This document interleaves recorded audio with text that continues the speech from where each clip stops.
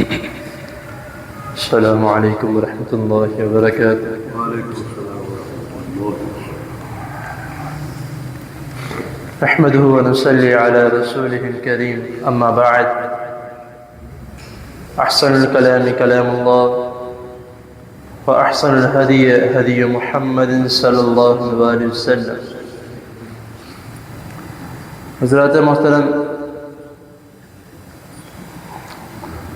اللہ تعالیٰ کی توفیق سے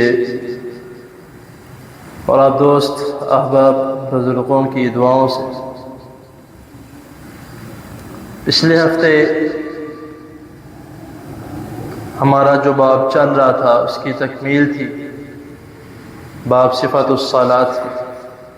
جس میں نماز کے متعلق، نماز کا طریقہ، نماز کی دعائیں، ہر چیز، ہر عمل آپ کے سامنے کر کے بھی دکھایا گیا اور اس کو تفصیلاً بیان بھی کیا گیا، الحمدللہ۔ اور اب جو ہمارا اگلا باب ہے،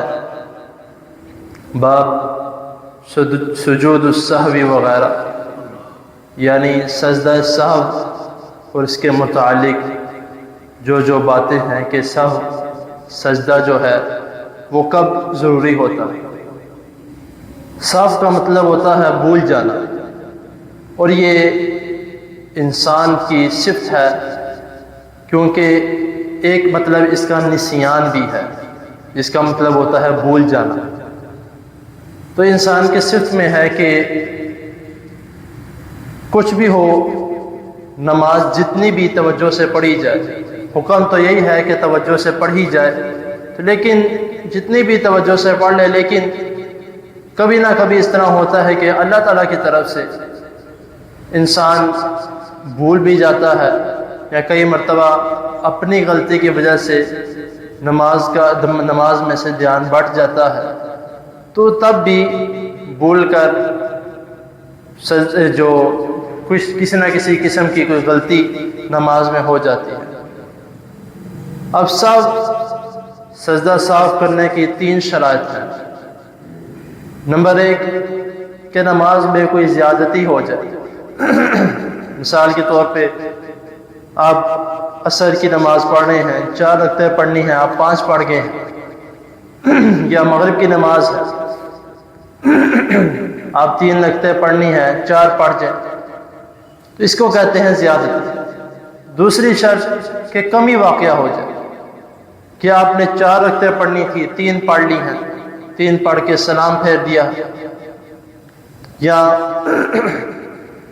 جو عصر کی نماز ہو جائے، آپ نے اس میں 4 پڑھنی تھی، یا ظہر، اس طرح۔ تو تیسری شرط ہے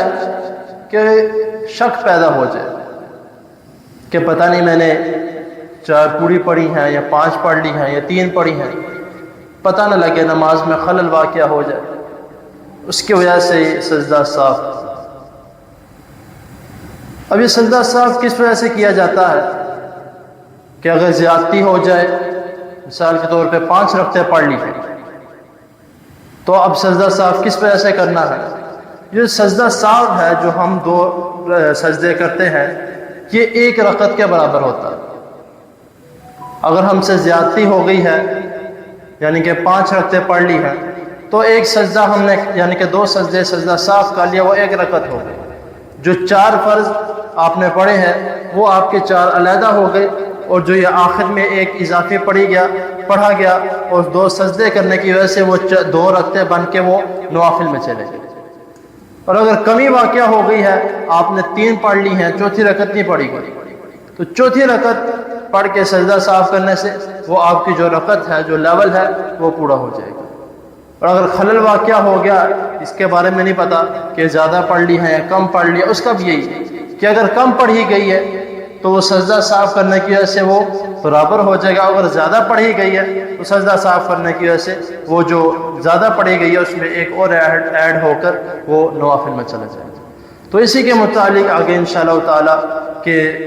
سجدہ صاف کس وجہ سے ضروری ہے، یا کن موقع پر اگر نہ بھی کیا جائے تو ہو جائے گا، اور کن موقع پر لازم ہے۔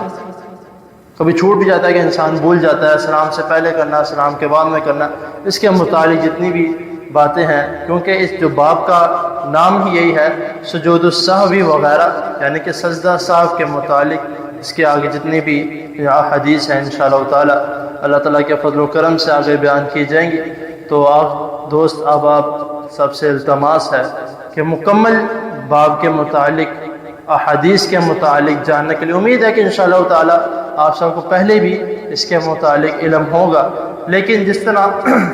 پودے کو زندہ رہنے کے لیے پانی کی ضرورت ہے، تو اسی طرح ہماری روح کو زندہ رہنے کے لیے ایمان اسلام کی باتیں سیکھنا اور سمجھنا اور زیادہ سے زیادہ اس کے متعلق جاننے کی ضرورت ہے۔ تو اللہ تعالیٰ کی حضور دعا ہے اللہ تعالیٰ ہمیں جو سنا جو اس نے اس کو سمجھنے کی، اس پر عمل کرنے کی توفیق عطا فرمائے۔ جزاک اللہ۔